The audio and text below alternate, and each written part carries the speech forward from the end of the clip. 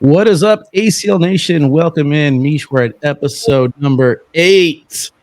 Welcome in to Baggin Braggin. We got a good show for you guys today. We're going to go over open number 6 highlights. That was whenever we went out to Myrtle Beach.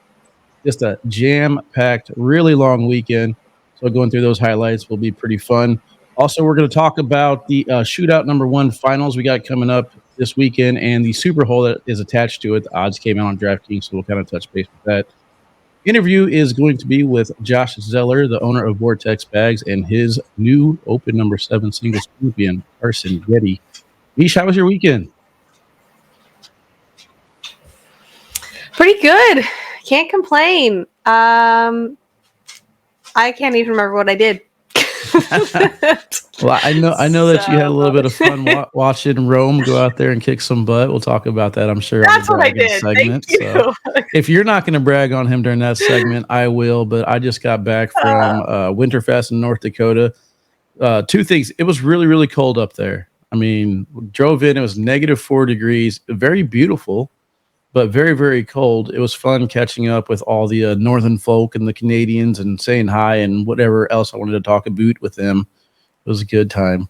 But yeah, a couple things I want to touch base on before we get into it, Meesh. This is going to be kind of controversial beginning. I'm sorry, I'm kind of catching you off guard on this, but there aren't too many $40,000 payout tournaments that are going on in this world right now for cornhole players. So if the ACL is paying out $40,000 weekends for their tournaments, and then there's cash games or cash tournaments going on that pay out $40,000, it's probably not a good idea to bash any of those, as it's going to help the sport grow. So what I'm going to do, I'm not going to talk about all the keyboard warriors and everything else going on. I'm going to take time out of my day to figure out how to improve the payouts and how to make things right. So hopefully next year we can keep doing these $40,000 payout tournaments, because it's a lot of fun if you focus on the fun part. There's a lot of bad stuff that can go along with cornhole, of course. I mean, the cornhole family is both the greatest thing in existence and the worst thing at the same time. So, I mean, I couldn't agree more. I love my peoples, but sheesh. But yeah, we're having some fun. It can get brutal out there. That's for sure. Yeah. But yeah, and then other thing I want to talk about too is, like I said, we do have some positive stuff. So I want to make sure that we focus on using our power for good. The Foreman family want to reach out to them with thoughts and prayers. So whenever we go into our first little break here, you guys are going to have 2 minutes. If you could set aside some time, say some prayers to wish them the best. They got some stuff that they're dealing with, and it's not just them. There's a lot of other people out there too that got things going on. So, you know, payouts aside, drama aside, let's start doing some good. Yeah, that I did hear a little bit about that. Super, super sad. So we definitely want to keep them in our thoughts, and anyone else in, who needs it. So we'll take a quick break. We'll come back and do some bragging.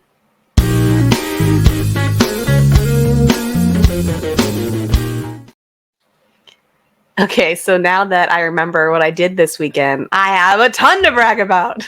Yeah. That's for sure. It was just a long weekend. I kind of forgot, but my son fought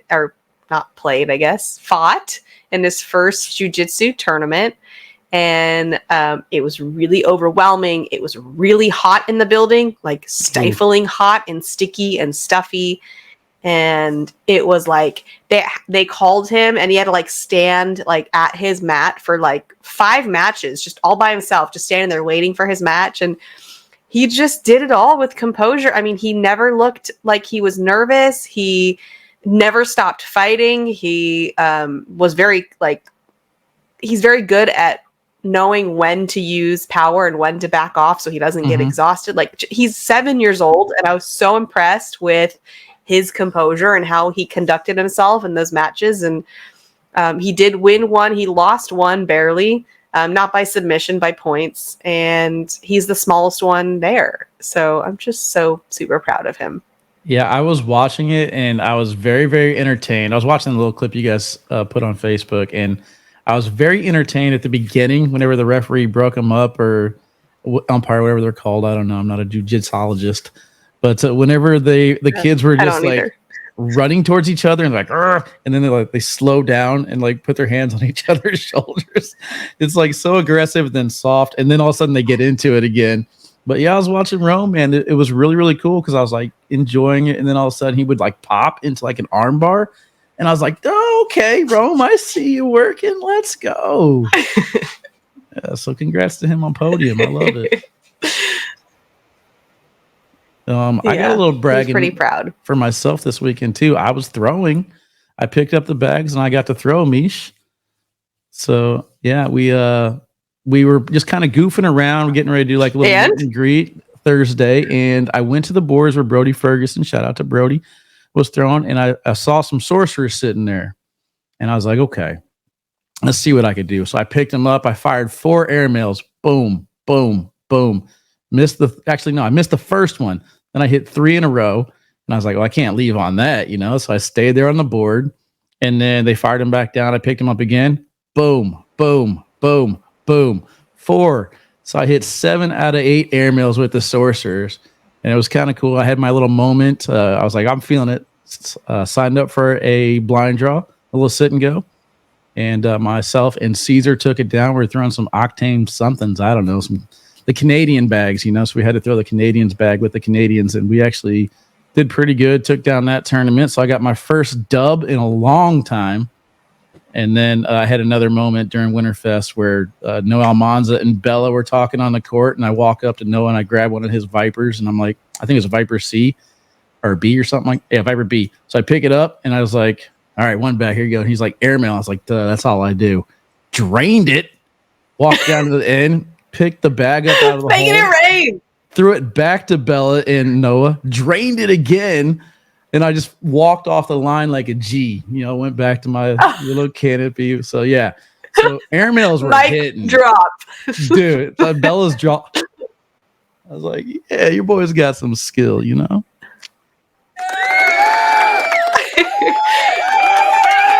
No, my question, Wally. Yeah, we got it. The 7 airmails that you hit with the sorcerers, were you trying to throw an airmail or were you trying to slide? No, all airmail. Like I was sending it. And it was very effective. So okay. Yeah, I you could kind of see over my which shoulder is that right here. These little sorcerers on my table. We're gonna break those in. We're gonna be throwing some sorcerers. And then the BG collab is going too. Nice. So that's what we've been throwing, and Nick has them in his cornhole backpack, which is in his commuter car that he takes to and from his work truck. Well, he left it in Paradise all weekend. I mean, no, all week. We didn't have those bags on Wednesday, Thursday, Friday, Saturday, Sunday, Monday, Tuesday. No sorcerers. Jeez, Nick dropped the ball. No. Oh, did you lose me? My internet's being weird. Yep, now you're back. Okay, cool. So we didn't have them. We had to pick a different bag, and we all just felt all out of sorts, like really depending on those sorcerers. Yeah, but I was pretty happy with my performance this week, and I was really happy with the live feeds. You already know I'm going to say hats off to Korn. He put some pretty cool features, and if it wasn't for Korn being there with me this last weekend, I don't know if I would have been able to get through the live feed. I had some camera malfunctions and stuff like that, and just him being the true professional he is saved the live feeds, and I think we got a lot of compliments. I haven't looked at the numbers yet, but I imagine this will be probably one of our best viewing experiences as far as viewers go. So I'm pretty happy with it. Now, you guys had 2 courts going. Were they both streaming to K9 or one streaming somewhere else? Yeah, no, they were both streaming to K9. So we were able to do 2 different stream keys and stream at the same time. So we actually had some people who would have both courts up on their live feeds, and it was really, really cool how we had everything. And he's got his graphics so you could see like the PPRs and who's up and what their SPRs and Superhole, and that's just a really, really cool feature. Yeah, no, he like always wants to see how he can make it better, and I really like that about him. 100%. All right. Well, shall we take a break and come back and maybe let's talk about the lines that we got coming up this weekend? Yeah, let's do it. Yep. Does that sound good? Okay. I'll be right back.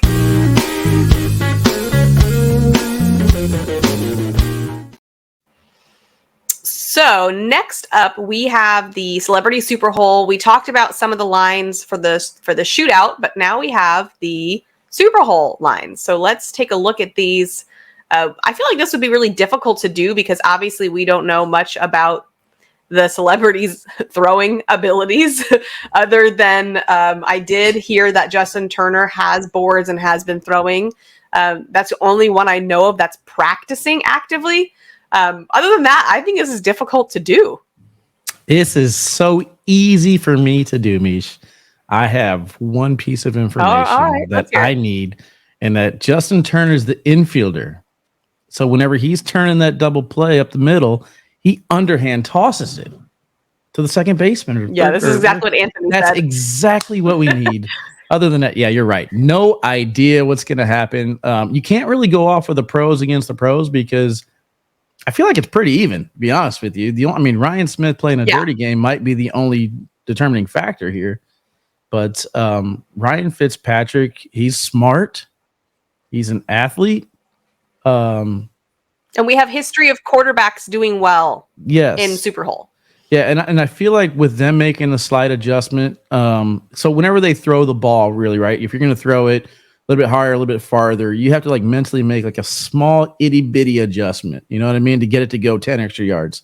So I feel like over time, if he gets enough practice, Ryan Fitzpatrick and Ryan Smith could be a strong team to pick. I don't really know what to expect from Tyler Lockett or Jock Peterson. But I did watch you guys' show, they're saying that Jock plays with Justin Turner sometimes. So I don't know. Wide receivers, I feel like they just catch. I'm not really a big fan of him throwing. So if I had to put money down, I am going to go ahead and go with Damon Dennis and Justin Turner. But if I'm to offer advice for this, I'm saying don't bet. Hold your money. Just have some fun and take that extra money and throw it onto the actual the shootout finals portion. You know what I mean? Yeah, I guess if you kind of were just doing it for fun, like with your buddies, like that would be a good way to treat it. But I certainly think it would be difficult to take this Superhole really, really seriously because you just have it's a wild card. You don't know. We've had celebrities in the past that take it super serious, and you have to assume with athletes that they will just because they hate to lose. But other than that, like I've seen like the pros work with the celebrities right before the game, and some of them get it and some of them just don't. Right. Yeah, who was it that threw with Rosie? Like former football player, but he actually plays league, right? What was Rosie's partner's name? Oh yeah. Yes, exactly. Oh my God. Terry Kirby. He plays regularly. So that's not even a fair. Yeah. That was different. Like he has aspirations to become a pro, so he takes it really serious. Yeah, he was really good. And then obviously Shamar plays quite a bit, and he's got the desire as well. I think they even did a TV show that had cornhole in it. That was pretty cool to see. They do? I did not know that. That's too funny. I saw it on Facebook. I don't know if it was a promo or actually part of the show, but yeah, I would like to actually go and watch that episode. I think it was kind of cool. It's really cool. Either way, the Superholes are so much fun. They're super entertaining. You get a lot of big personalities out in the court, and you root for the celebrities to do anything. You're like, you hit the board. That's great. Let's go with that. And so when you see them actually like make shots, usually accidentally, it's really, really fun to watch. So either way, excited for it. All right, so we're going to take a quick break, and when we come back, we're going to go through some highlights. We'll be right back after this.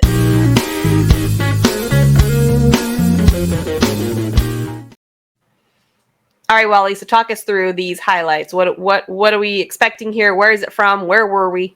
What do we got? All right, so these highlights are coming from Open number 6. For those of you guys that don't know, this was over New Year's weekend. This was the whole missing the flight because of the luggage situation. Meeting up with Nico, driving, 12 I already forgot about all that. Yeah, that's right. I did not. I'm still catching up on sleep because of that, so I'm struggle bussing. But yeah, shout out to Nico and Steph again for getting us out there for this. Shout out to Trey, Anthony, Jeff, Bernie, Josh, Athena. Gosh, I can't remember who else we had on hand. Everybody who put, Kat, everybody else who put in some work to make that weekend a success. I think it was a lot of fun. So in the tournaments, we had the shootouts going on. Shootouts were singles, doubles, and women's. We had high school championships, singles, doubles. Lynn Hyatt did a great job running those tournaments.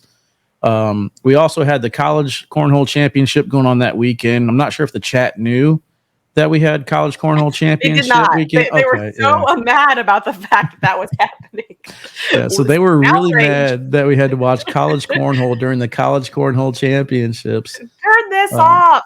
Yeah, and then in the middle of all that, we decided to throw in an open and a ACL draft. So busy weekend. There were a lot of highlights to go through. I kind of wanted to have a little bit of fun with this rather than just getting some of the best shots on the weekend. So we can start it off here with number 5. One team that really impressed me this weekend was the Kufis. The Kufi. Yeah, the Trevor and Jared Kufis. Wait, hold on. Wait, look his reaction to this shot. Hold on, pause it right here. Go back to the intro where he just got his hand on his hip. This is how I met Trevor, right? So he's just in normal street clothes, just kind of chilling and relaxing, just looking like a guy hanging out, right? And I was like, this guy ain't got no skill. And then he started throwing bags, and I was like, this guy's lights out. And then I realized, I was like, holy shit, that's Trevor Kufis. Oops. So yeah, so they were very impressive. Trevor was a team captain, and Jared was rising up the draft board because of his performance this weekend. So I kind of wanted to make sure that we highlight them a little bit. And then on the other side, this was fairly late in the bracket. Cobbs versus Kufi here. I think we should mention. So cool. I love the family aspect of cornhole. So we see this airmail dragging up the other bag, and he was kind of like, meh, all right. Yeah, and right whenever he opened that up, you can see the score is 10-9. He's like, oh, this is the game we're gonna play. All right, fine. Let's go ahead and start shooting some airmails. Right. Let's pretend that we're Wally over the weekend. Start draining them. So yeah, he was able. And you look, it's late in the round too. It's 10-9. Yeah. So I mean, there's a lot of risk versus reward. And then I wanted to make a different clip. This is the other side. Make sure that we got some shots of Jared. This was kind of cutting back a little bit. Difficult push, but then Jared has the ability to roll over, and that was like a roll cut. That was a deep one too. Rolled over basically 2.5 bags.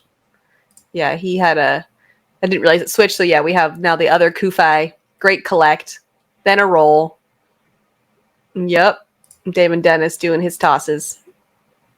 All right, let's go to number 4. Yeah, Number 4. I had to speed this clip up. Oh, I was like, what's going on? I had to speed this up because I wanted to make sure that we highlighted what happened this weekend. And during this match here, it became New Year's. So this is our first. This is our first champion of 2023. Mark Richards and Philip Lopez Jr. take down the doubles championship. But I wanted to show you a little bit of why they're doing so well. It's a lot about controlling the board and controlling the situation with their speed and their shot selection going on here. I think this was at the very end of a 15-hour day. Philip's hair wasn't looking as fleekable as he wanted it to. That's a long day. Yeah. So to give you an idea of what we went through here, guys, this round right here, 8 bags from the time the first bag got thrown on this end to the first bag thrown on the other end was 3 minutes and 4 seconds. Oh my God. So a 12-second shot clock came into effect here during this round. And obviously, I think Alan Wells and Chris Kingsbury are going to try and go back to the drawing board and figure out how to implement their style as far as their pacing, as well as being very, very strong throwers. So, but yeah, Philip Lopez Jr. here controlling the round. And kind of want to show you guys how he's working all these bags into place to score big points here. And this is in doubles format, not shootout format. All right, so we got fast. We got lightning speed here. Since this round, they both are pretty slow.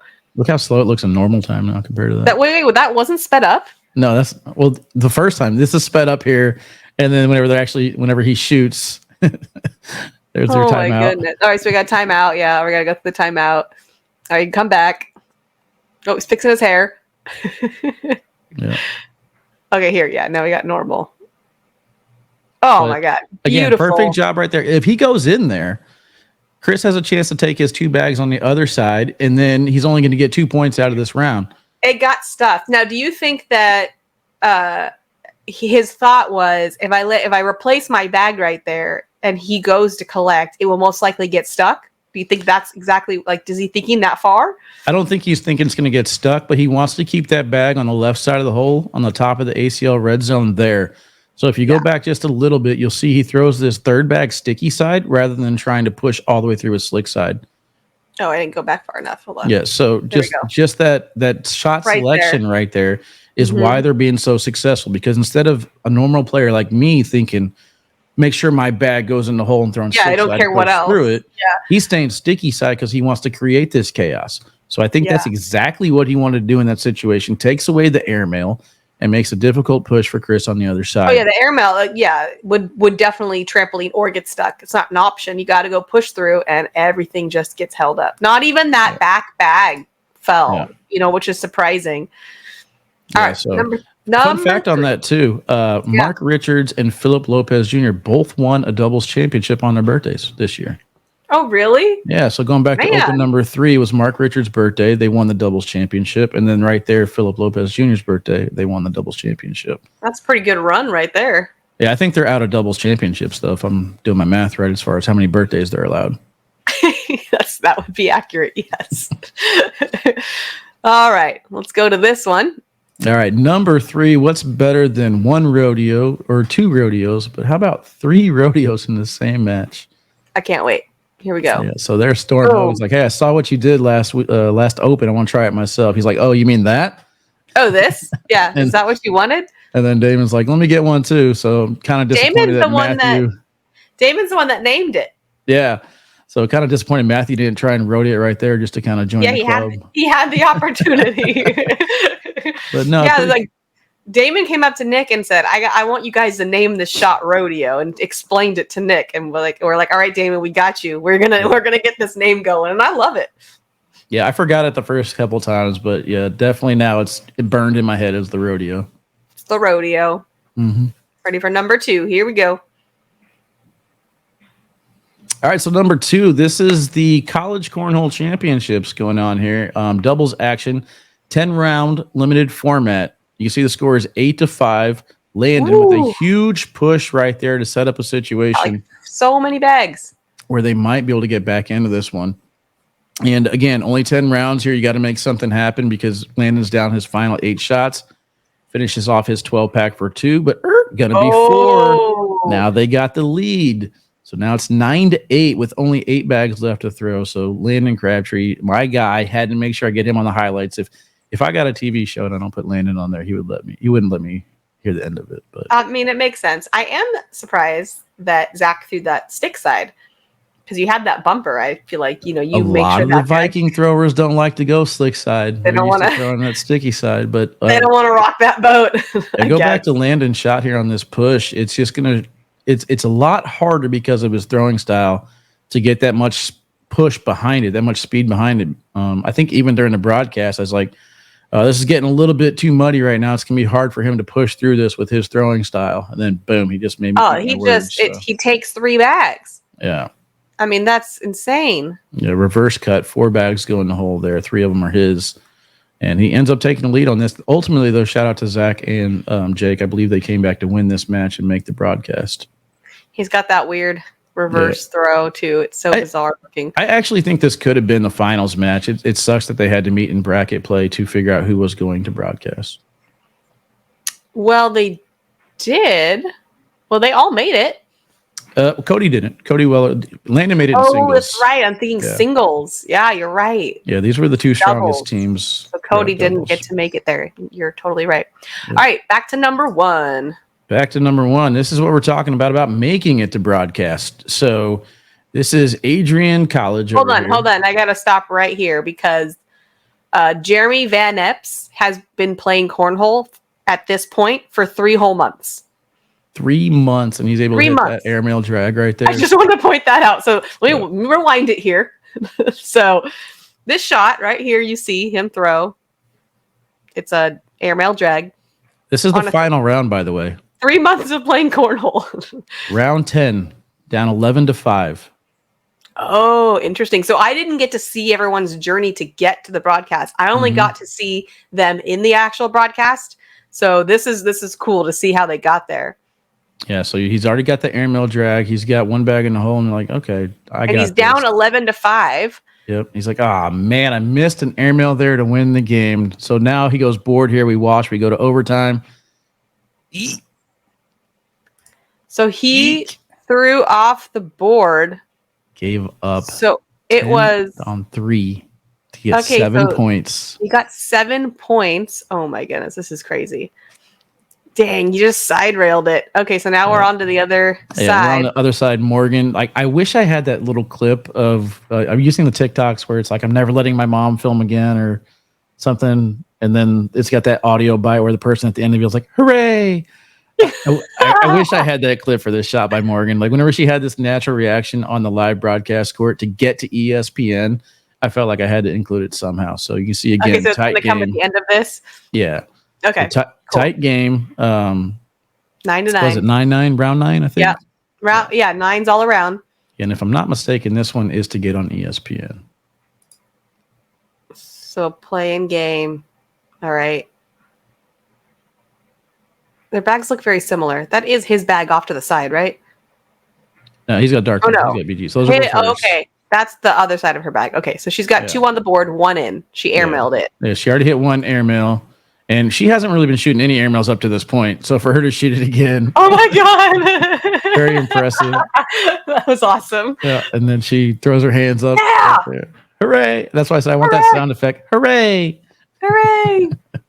Goes in. Yes. That's kind of the type of enthusiasm and excitement that we're going to get to see during the Superhole. So I'm looking forward to seeing all these people. Yeah, well, if a celebrity gets a airmail to win the game with a bag sitting on the left side of the hole, they should be celebrating. Yeah. I mean, that's pretty crazy. All right, Wally. Well, we'll take a quick break and we'll come back with our interview. We'll see you right after this. Welcome back, everyone. We are excited to do our interview. Now we have 2 guests with us. We have Joshua Zeller from Vortex, and we have Carson Goette, who just had his big win. So welcome, guys, to the show. Thank you for having us. Thank you. What up, boys? Absolutely. What's going on, brother? Absolutely. Hey, I'd love to start off. Josh, can you just give a little bit of background, like how long has Vortex been in existence, and just a little background info on your company? Yeah, of course. So we've been in existence for about 3 years now, overall, as a whole. But we've really kind of picked it up on the scene the last 2 years. We're based in St. Louis, so dead in the heart in the middle of the country, pretty much, between here and KC. So met Carson last year. He was one of our first. He was actually our first ACL pro that we signed last year, and then we had a good team behind us overall last year. And making some waves this year and looking forward to the first couple nationals going on. I bet you're pretty proud of them. Oh, yeah. I see some sneak peeks behind you there on that shelf of what you got coming on with some sponsor bags. I see the Deborah Odoms that you just recently released. Go ahead and talk about your squad. Who all did you bring on board this year, and what are you looking for out of them? Yeah, no. So first and foremost, we obviously got Deborah and Megan. So Deborah Odom and Megan Maupin.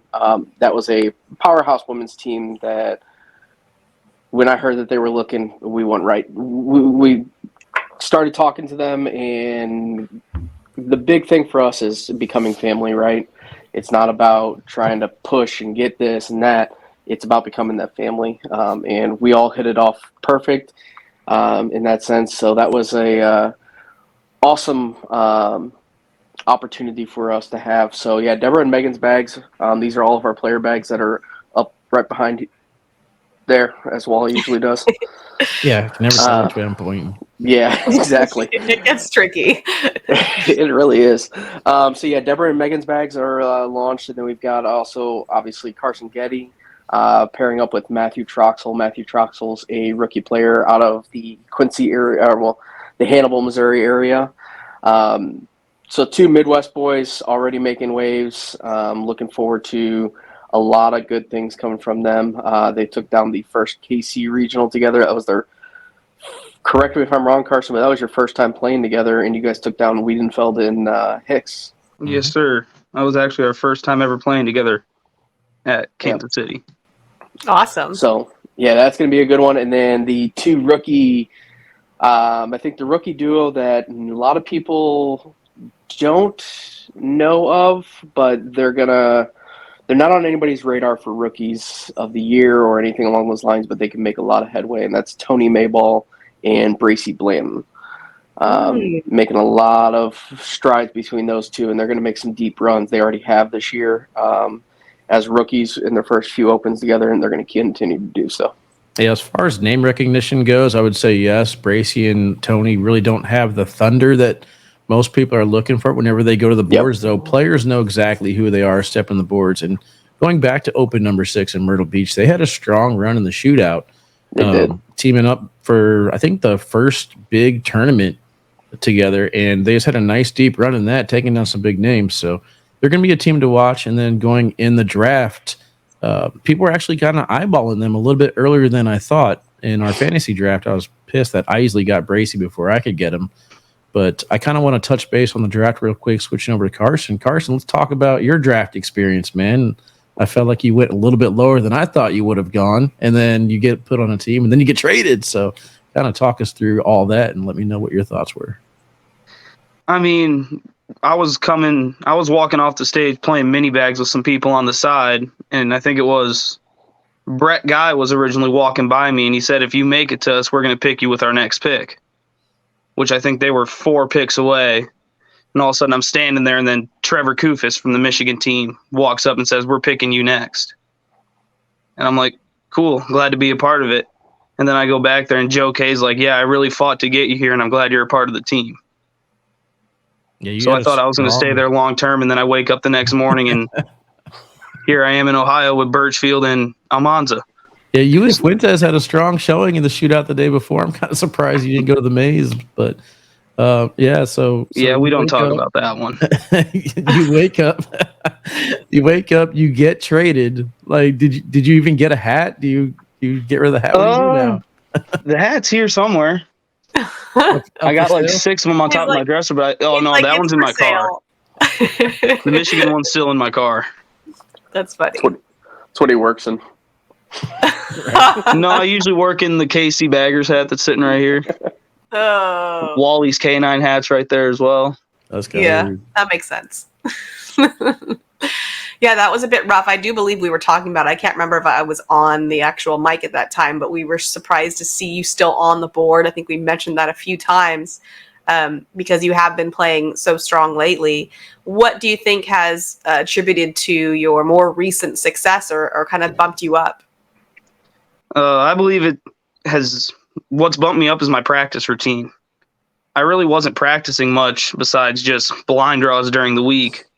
And then my buddy back here, Jesse Green, got laid off from work because he does like underground wiring. So he was looking for something to do during the day. So basically every day around this time, we'd go down to the place where we play blind draws during the week and practice until we start, which is around 6 o'clock. And I wouldn't be home till 10:30, 11 o'clock. So it's just a change in actually practicing instead of playing the blind draws and then going home. Is the practice, like, since you are playing with someone, are you practicing as in games or are you doing specific like practice routines? We're just playing games, doing basically anything anybody else would do. He doesn't like it when I sit there and block him all the time because he can't really airmail, but he's starting to figure it out. Well, understandable. Usually how it works. When did you feel like it clicked for you this season? You talked earlier about the Alex Hicks and Ryan Wiedenfeld match. That was kind of the first time where I was like, okay. And then whenever you went to East Moline and played Jordan Power and Jay Rubin, that was where I was kind of like, Carson's for real this year. And then we started following your runs in the tournaments. But when did it feel like it clicked for you? I think what made me change my path for this year was that Illinois Open, like you brought up. When that singles run happened, I had played Matt guy who I ended up was lucky enough to beat, and then I turned around and played Jordan, and he edged me out. And then getting beat by Eric Davis, finishing 5th in my bracket, was probably one of my best runs there. So I'm like sitting there, I'm like, okay, I can actually do this. Now it's just put in the work to get better and keep doing it. That way people will actually look at me differently and think I can do it. Yeah. I mean, that's got to be such a confidence booster. And Josh, you had confidence in Carson for a while now. So what about him stuck out to you? Yeah, I mean, really what it comes down to for Carson is that since the first time that I kind of met him is I did see the overall potential. He was young, he was new. Last year was his rookie year. It's getting over that hump, and as anybody knows, trying to find that mentality aspect. It's a hard thing, but once you can find that mentality and keeping that consistency and everything else is kind of where that big thing. Going into this year, obviously throughout last year, saw the progression that he was kept going. All right, from where he started first national. I think first national last year, I think he won 0-2. Mm-hmm. To his Not world. talking about that either, are we, Carson? That didn't happen. Well, No, it did. Well, to the Chicago National, where he made a deep run and ended up getting edged out by fellow Vortex thrower last year, Timmy Jonas. So that was a good run for both of them. And then Worlds, he pushed up his number. I think from the time when I looked at the standings, right, I think from the time of Chicago and Worlds, he moved up almost 110 spots in singles ranking for pros. Wow. Yeah, I think Worlds alone, I jumped almost 50 to 60. That's crazy. What a way to finish a season. Right. Yeah, if I would have started like that, it would have been different. Yeah. That's okay. But that's kind of one of those big things is kind of seeing that progression, right? Potential, rookie season, yeah. the rookie season is there. Kind of got to get your feet wet, right? And you got to figure out your way. You got to figure out who you are. It's just like anything in life, right? You got to figure out who you are. And I think going into this season, him playing with some of the people that he plays with consistently, Ethan Walker and Jalen Jones and all that, and being able to pick the brains of others and kind of learning from others. I know he made a huge stride. Obviously, East Moline, or Quad Cities, was a big one. Watching the Matt Guy match, he ended up doing something that I don't think anybody would have thought of from Carson from when he made pro. He went from throwing a carpet bag from his pro qualifier to throwing our faster bag against Matt Guy and then ended up edging out Matt. He ended up throwing Craig Irvin's zones. So it's a pretty fast bag. Was there anything special about those zones? I don't know. I mean, Craig Irvin does some juju and everything was there a else. certain logo or anything? Well, weren't those the ones that he won King of Cornhole with? I think. Was there a certain logo that might have helped him with those? Is K9 on it? Yeah, that too. K9 bags. Oh, geez, Wally, get over yourself. Meesh, everything comes back to me. I don't know how you cannot take credit for Carson's performance, and I will not allow it. Oh man, he already did. Right, but that's kind of that turning point, and I think Carson hit on it right. Was his turning point for the season, but not only his season this year, but his potential for the future in his career. Was him knowing I can hang with literally the GOAT. I mean, the GOAT is a conversation that I hate when people call too many people the GOATs, but Matt Guy is the one and true only GOAT at cornhole. Yeah, well, there's GOAT and there's Baby GOAT, and he's taken down them both so far in this year. In 1 year. Looking like a good track record. Yeah, one thing that we talked about in the offseason, Josh, you and I talked quite a bit about was finding a partner for him. And I knew that you wanted to have something squared away with Troxel. And whenever they teamed up, man, it would seem like a match made in heaven. But Carson, talk about your difference in partners, like how it is to have a steady partner compared to last year. I couldn't even tell you who the hell your partner was last year. You were hopping all over the place. Well, I mean, last year I did have Vince as a partner for the Nationals, but he didn't travel much. So actually this year having Matt to know we're going to play something later in the year when it comes down to the Nationals and all the opens before the Nationals, it's going to help the chemistry a little better, make us better as a team. That way we don't start off our doubles year like I did last year, where Vince and I were, I think for the first 3 quarters of the year, we were a top 30 team. And then we ended I think we ended 70 or between 70 and 60, somewhere in there. So having the consistency of knowing you got somebody on the other end that wants to put in the work and is doing it helps build your confidence up to know you're going to have a good season. It's definitely a different kind of partner, right? Like I think about like Isidro Herrera, who we don't really see other than nationals, but he's so consistent there. It's just a different kind of partner. Like I agree with you. I think I would prefer to have someone that I know is going to be out at all of the events they can be at, and just because you can perform when I need you to perform, but what else can you provide? Like, what do you think that you really require in a good partner besides just being able to throw the bags? Somebody that you have a good connection with, that you've known for a while. Somebody that, is going to help you when you're down and be able to get you to start throwing good again if you have a couple bad rounds in a game. Not somebody that's just going to give up on you is my main thing I'm looking for. And you find that, because it sounds like, and correct me if I'm wrong, that Josh, you kind of helped find Troxel, or Carson, was that your choice? I didn't hear the whole story. Yeah, I mean, Troxel's local to us. Okay. In that sense, I see Troxel probably once a week. And don't worry, Carson, I warmed him up for the bad rounds throwing cash games with him this past weekend. Don't worry about it. But yeah, there was multiple conversations to be had. Matt and I had a few of them at the Clash. Yeah, Okay. I mean, Matt and him had that. Carson came to me about who he was looking to partner with next year, and then Matt was looking and everything else. So it kind of was just a lot of the things that people don't see behind the scenes is a lot of the chess matches.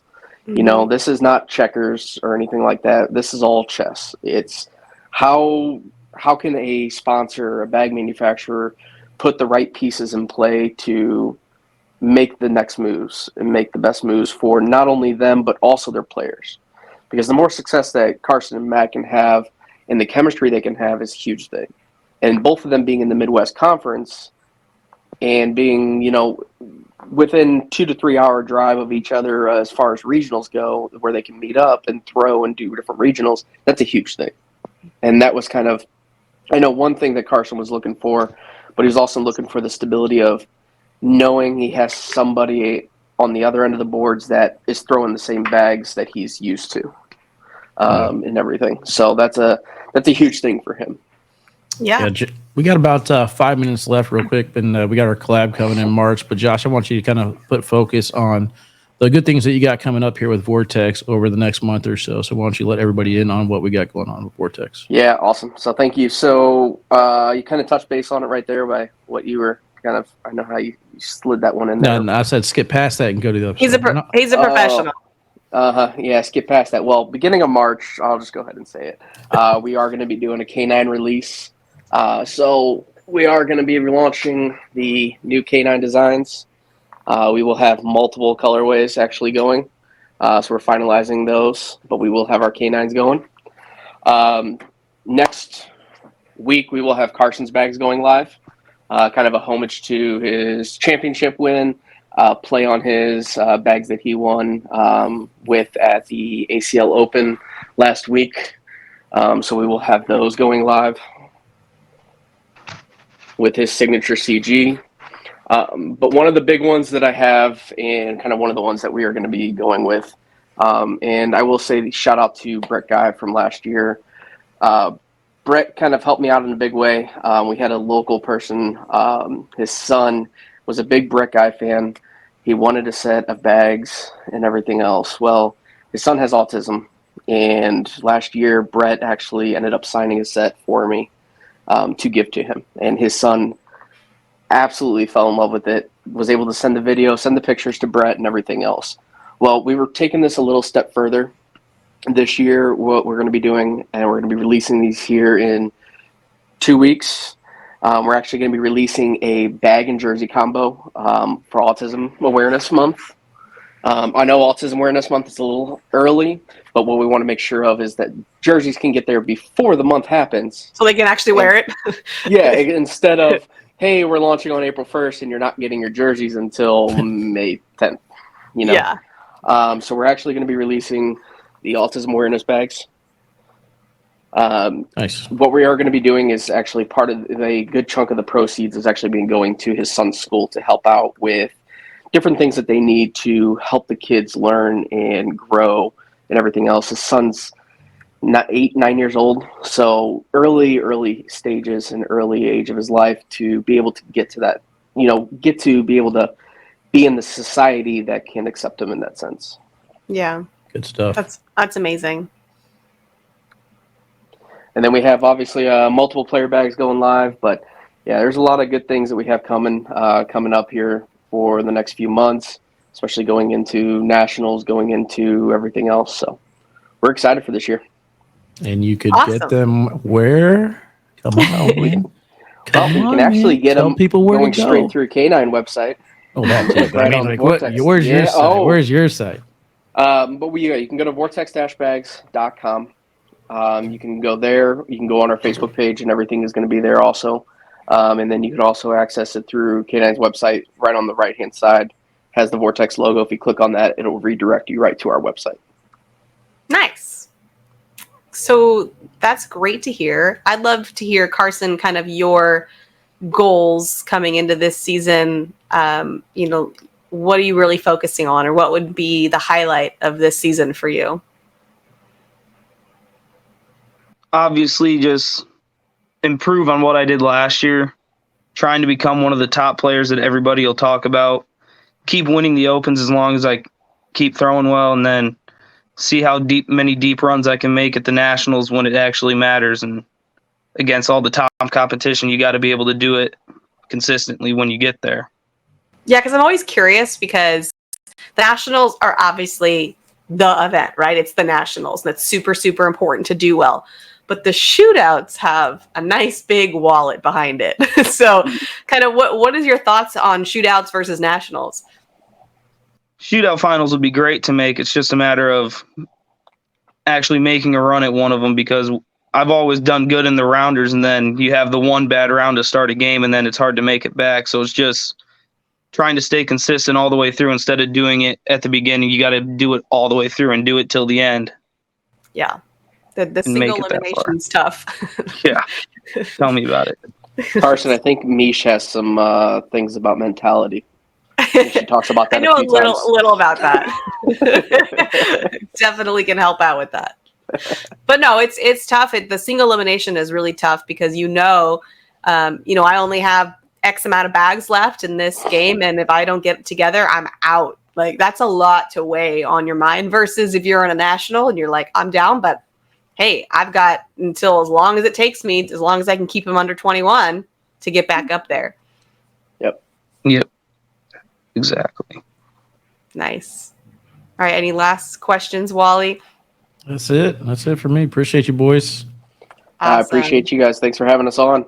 Thank you guys so much, and good luck this season. And Josh, keep us posted on all the exciting things you have with Vortex. It all sounds great. Awesome. Thanks, Meesh. Appreciate it, guys. Thank you. Yep, thank No you. problem. Well, there we go. We got our last interview in there for our episode. I think that's about it, right, Wally? That's it. Well, Appreciate then, you guys tuning in for 8 episodes. We're almost at double digits. Looking forward to it. Oh my goodness, we're getting so old. Definitely tune into all the cornhole this weekend, the Superhole and the shootout. It's going to be at 9:30 Pacific time on ESPN2. So it'll be 12:30 Eastern in the morning. So if you can stay up and watch it, great. Otherwise, set your DVR to record it.